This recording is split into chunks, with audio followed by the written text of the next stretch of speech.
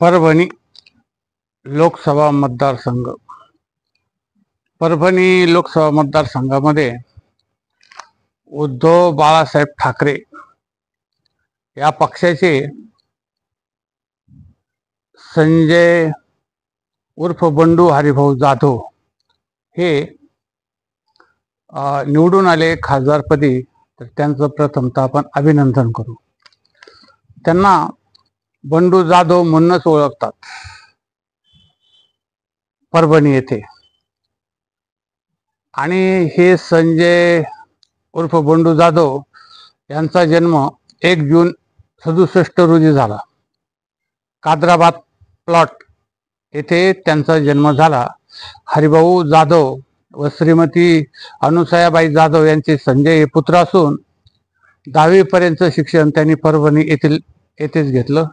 तेथेच ती शाळा शिकली. आणि त्यांच्या राजकीय जीवनामध्ये जी सुरुवात झाली ती कादराबाद प्लॉट येथे राजे संभाजी मित्र मंडळाची त्यांनी स्थापना केली. आणि त्या स्थापनेच्या माध्यमातून गणेशोत्सव, नवरात्रोत्सव, रक्तदान शिबिरे किंवा इतर काही जे महत्त्वाचे असे काही उत्सव असतील तर त्या सर्व उत्सवामध्ये यांनी सहभाग घेतला आणि उत्सव साजरे करण्याचा त्यांचा प्रयत्न राहिला. त्यांनी आपापले अनेक लोक जमा केले. त्यानंतर याच हे कार्य करून अनेक सवंगडी मित्रमंडळ आणि जमून त्या मंडळाचे ते अध्यक्ष झाले. त्यानंतर सामाजिक आणि राजकीय कार्य करत असतानाच 7 एप्रिल 2002 त्यांचा श्रीमंत क्रांती यांच्याशी विवाह झाला. श्रीमती क्रांती यांच्याशी विवाह झाला आणि सामाजिक व राजकीय कार्यामुळे ते अधिक चर्चेत आले. आणि 2004 ते 2014 या काळात ते शिवसेनेमधून या पक्षातर्फे शिवसेना विधानसभेवर निवडून गेले. त्यानंतर 2014 ते 2019 या दोन्ही टर्मला ते लोकसभेचे सदस्य होते. आणि आता 3ऱ्या वेळेसही त्यांनी हॅट्रिक पूर्ण करून ते पुन्हा लोकसभेचे खासदार झालेले आहेत. आता यांचं मतदान देखील चांगल्या पद्धतीचं घडलेलं आहे. संजय हरिभाऊ जाधव यांना 6,01,343 मतं पडली, साधारण 45%. राष्ट्रीय समाज पक्षाचे जानकर महादेव जगन्नाथ यांना 4,67,282 मतं मिळाली, 35%. बहुजन वंचित आघाडीचे पंजाब उत्तमराव डक यांना 95,967 मतं मिळाली, 60%. त्यानंतर बहुजन भारत पार्टीचे गोवर्धन भिवाजी खंडांगळे यांना 15,395 मतं मिळाली. म्हणजे साधारण 5-10 हजाराच्या पुढं जे उमेदवार आहेत त्यांची ही मतगणना आम्ही केलेली आहे. आणि ह्या कार्यामुळं परभणीमधून या खासदार बंडू जाधव यांना कायमच निवडून दिलेलं आहे लोकांनी. कारण त्यांचं कार्यही मोठं आहे आणि ते लोकांशी मिळून मिसळूनही वागतात. तसं या मतदारसंघामध्ये मराठा, धनगर, वांजारी, मुसलमान या लोकांचं प्राबल्य आहे. आणि जातीपातीचं राजकारण येथे काही शक्यतो केलेलं गेलेलं नाहीये.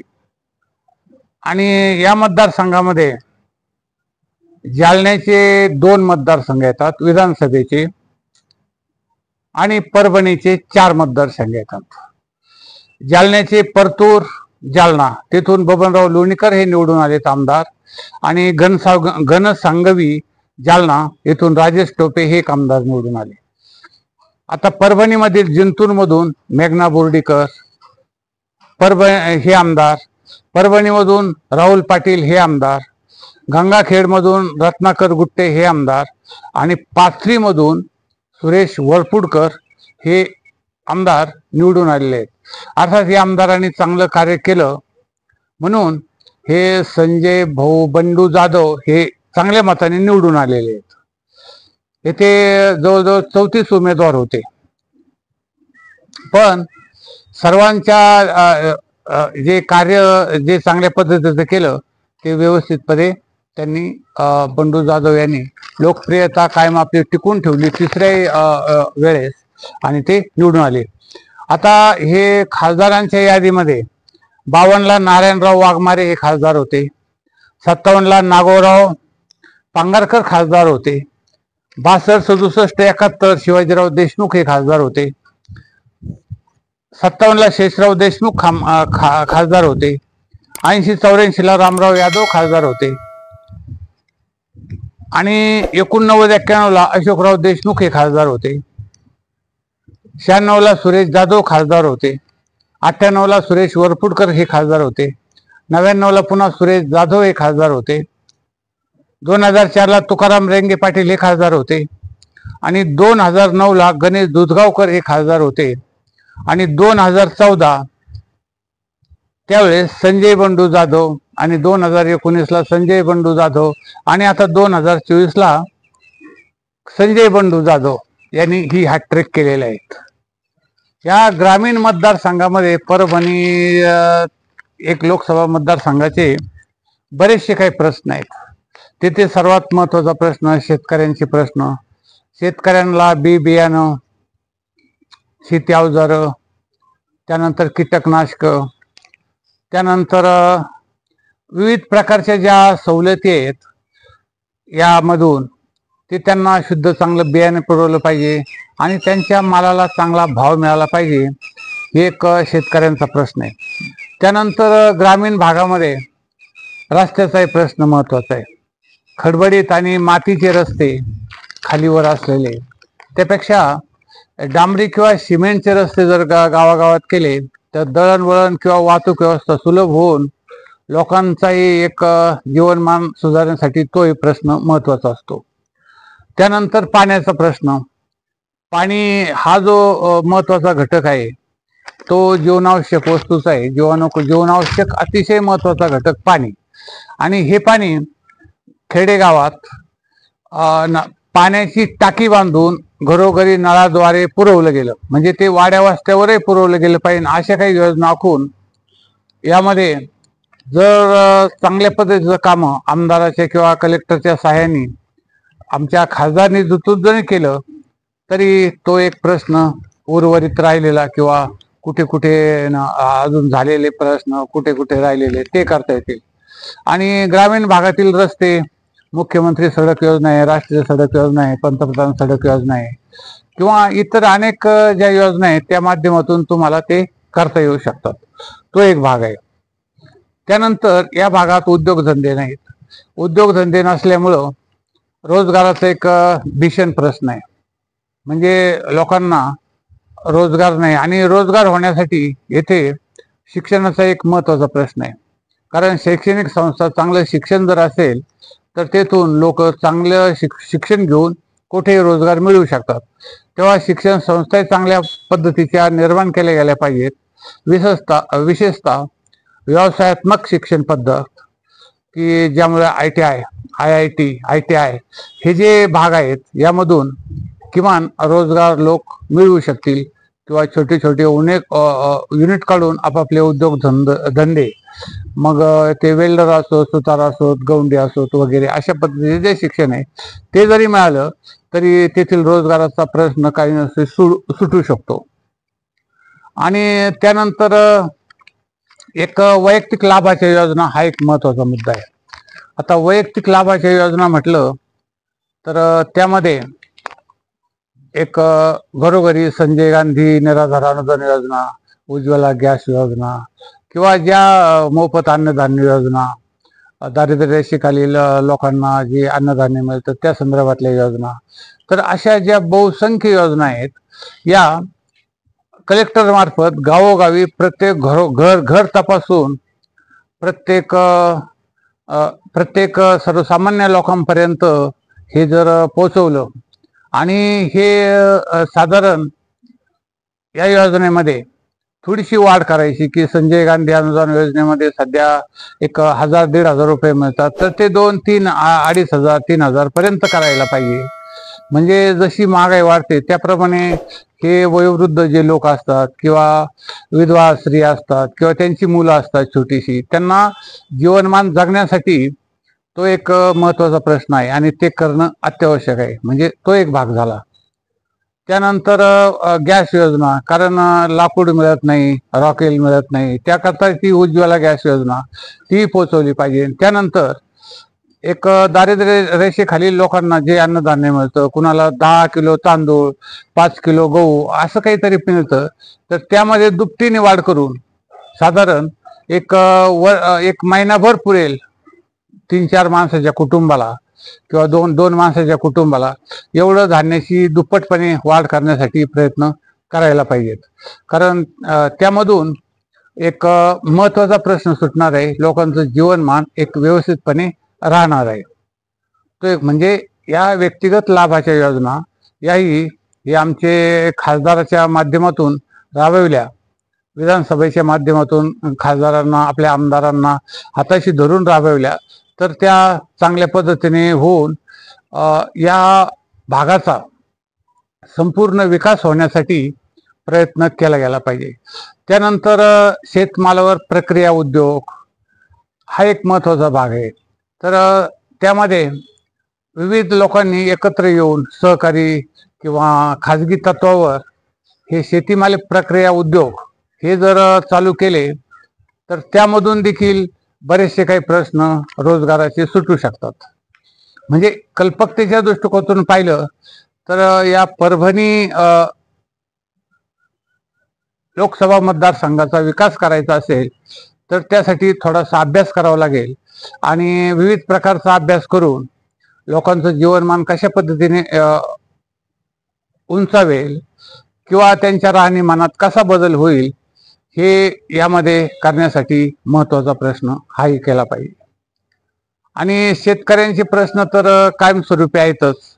शेतकऱ्यांच्या शेतीला पाणी पाहिजे आणि सिंचन व्यवस्था ही सुलभ वगैरे अशा पद्धतीत झाली पाहिजे.